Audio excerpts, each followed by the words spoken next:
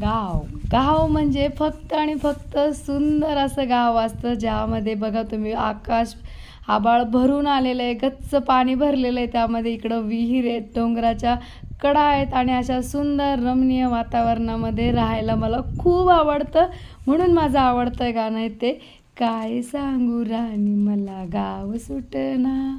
त्या म्हणून मी म्हटलं होतं की ते गाणं आपल्यासाठी बनलेलं आहे आणि त्या सगळ्याला तुम्ही भरभरून प्रतिसाद दिला, त्याबद्दल अगदी मनापासून खूप खूप धन्यवाद.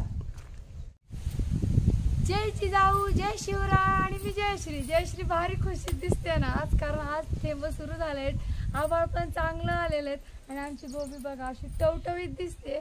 आता 12:30-1 वाजलाय पण वाटत नाही आहे ना, नाही वाटत आहे, कारण आमची गोबी फ्रेश आहेत. नाही तर ह्या टायमाला ती मुंडकं सोडून देत होती असं, त्यामुळं एकदम भारी. आणि सगळे लावली, कोरडवाहू लावलेली आहेत. जेव्हा पाणी चांगला पडेल, नदीला पाणी जाईल तेव्हाच त्यांना पाणी देऊ शकतो. पण आम्ही आमचं काम ब्रेक नाही केलंय, कारण हा कधी पडन माहीत नाही. आणि रोप बघा अजून जास्तीचं वावर पडलेलं आहे, पण हिंमत नाही होते लावायला, कारण आहे ना रोप मोठं होऊन चाललं जाग्यावरतीच, कारण पाण्याची शाश्वती नसल्यामुळे आम्ही पुढे रिस्क घेणं, कारण जेव्हा ते रोप जळून जातं ना असं होतं पापड कुरकुरीत, खूप वाईट वाटतं. पाणी पण किती टाकणार त्याला, एक ग्लास काय होत नाही जेव्हा पाणी नाही. पण आता असं वाटतंय पाऊस नक्की येणार, थेंब सुरू झाले भुरभरून. आणि अशी थेंब जेव्हा चालू होता ना, आमच्या शेताला अशी फ्रेश टवटवी येते ना की बस. आणि गुलाबापासून गायबच झाले आमचे, त्याला किडे त्या आळ्या गुलाबाच्या झाडाला पण सोडा ना, बघ कसे झाले, पानं खाल्लेत, फुलं कुरतडलेत. आदिती पा वली होती, आदिती आदिती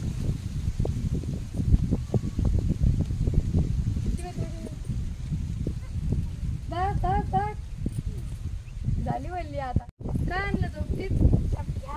अभ्यास गळ्यात का घातलं एवढं? काय आणलं अभ्यास करायला? रिमोट आणलं. आमच्या आदू अभ्यास करणार आहे, आता शाळा उघडल्या ना, बरंच कमी थोडेसे रजिस्टर आहेत बाबा. भारी भारी, चला करा कंटिन्यू. शेतात बसून सुट्टी येत आज, मस्त अभ्यास करणार आणि इकडे काम बघणार. आमचं एक वखर आणायचं बाकी, तो पण करून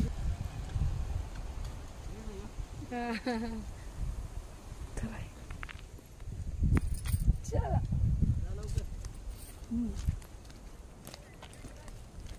पुढे जायचं.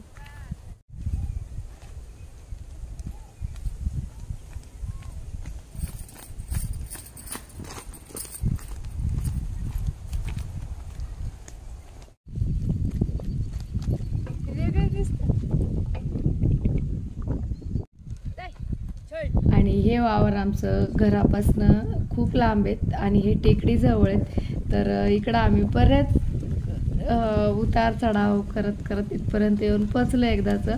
आणि आमचं आता वखर आणायचं काम सुरू आहे. आणि वखर हा कसा आहेत बघा, याच्यामध्ये ना आम्हाला वांग्याला सऱ्या पाडायच्या, तर आधी वखर मारायचा आणि त्यानंतर सऱ्या पाडायच्या.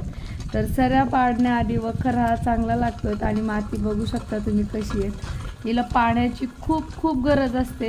हिला ठिबकच्या पाण्याने पण हिच्यामध्ये काही चांगलं दिसत नाही, इफेक्ट होत नाही त्याचा, तर त्याला असं पाणी देणं गरजेचं असतं. आणि पलीकडे दिसतो ना समोर तो सीताफळाची बाग आणि त्यासोबत त्याच्यामध्ये साग लावलेले आहेत, तर ते पण खूप सुंदर, मी दाखवाल तुम्हाला एखाद्या वेळेस जवळून. पण आता तर इतके कामं चालू आहेत ना की काय सांगावं. त्यामध्ये पाऊस पण असा करतोय, ज्यावेळेस आमचं कामाचं सगळं सेटअप लावला की ते डिस्टर्ब करतो आणि पडत पण नाही, त्यामुळं सगळा गोंधळ चाललाय. आम्हाला पाऊस कसा पाहिजे, असा दणकेबाज पाहिजे, म्हणजे नदीला एकदम खळखळाट पाणी आलं पाहिजे, म्हणजे आमच्या विहिरी गच्च भरतात मग. आणि मग आम्हाला काहीच ताण नाही, फक्त मग आमचं काम आणि काम आम्ही असतो. आणि बैलांना पण कंटाळा आला आता, कारण रोज रोज तेच काम सुरू आहेत.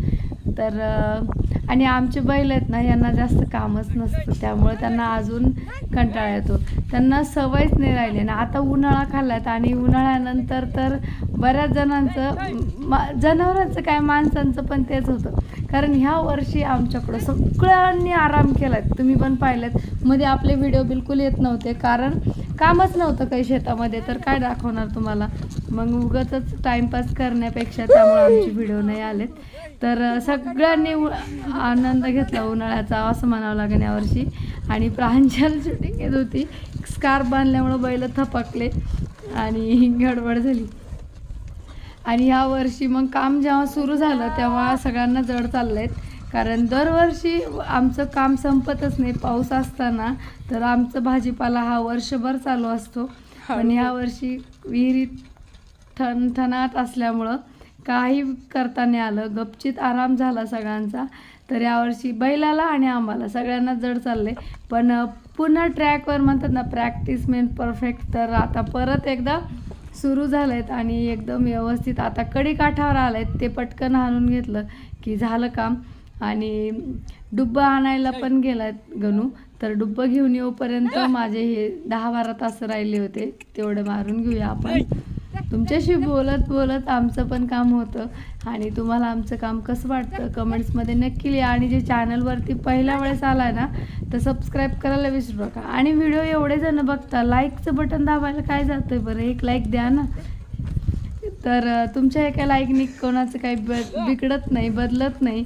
पण एक म्हणता एक आम्हाला एक छान वाटतं की आमचं काम आवडलं तुम्हाला, बस याच्यासाठी एक समाधान मिळतं.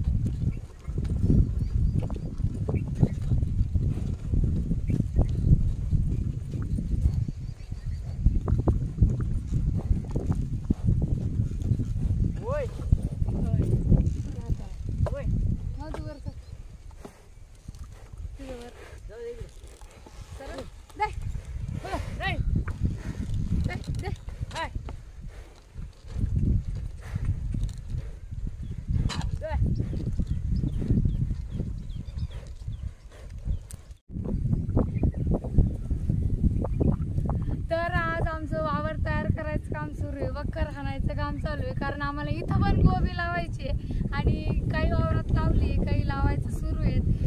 सगळी लावायची एक साथ, पण पाणी नसल्यामुळं प्रॉब्लेम आलाय. तसं आभाळ आलंय, आभाळ आलं का आम्ही भारी खुश होतोय, कारण एक आशा लागते ना की आता पाऊस येणार. आमचे बैल पण थकलेत बिचारे, थोडासा ब्रेक घेऊया. शेततळं आहे केलेलं पहिलं ते, पण त्याच्यात पण पाणी नाहीये. मागच्या वर्षी पाऊसच नव्हता त्यामुळं, पण ह्या वर्षी भरभरून पाऊस येणार आहे. आपल्या नदी नाल्या आणि आपले शेततळे सगळंच भरून जाणार आहे, बरोबर ना? हो. तर मग आता वखर आणायचं काम सुरू राहील असंच दिवसभर, आणि मधून मधून भरपूर थेंब पण येत आहे. छान वाटतंय, वातावरण एकदम उल्हासदायक आहे. काम करायला पण मन होतंय, नाहीतर असं ऊन जर पडलं ना पळून जावं वाटतं शेतात. तुमच्याकडे पाऊस आहे की नाही आहे काय ते कमेंट्समध्ये नक्की कळवा. परत भेटूया नवीन नवीन छान छान व्हिडिओसोबत. तोपर्यंत राधे राधे. आणि नेहमी म्हटलं जाते की काळी माती पांढरी माती, पण आमच्या शेतात बघा लाल माती आहे आणि हिच्यामध्ये दगड नाही बरं का जास्त, कारण ही आहे डोंगराच्या कुशीमध्ये. मी नेहमी म्हणत असते आमचं गाव डोंगराच्या कुशी आहे, ते तुम्ही बघू शकता. चारही बाजूला डोंगर आहेत आणि माती अशी मस्त आहे आणि याच्यामध्ये सीताफळाच्या बागा वगैरे छान येतात. तर त्यामुळे आम्ही लागवड केली, ती पण दाखवू तुम्हाला. तर आता हे काम सुरू आहे, याला आटपायचंय कारण भरपूर पाऊस मधून मधून चालू आहे. लवकर आटपलं तेवढं बैल मोकळे आपण मोकळे. तर चला नंदा नंद्या ओ नंदा थकला.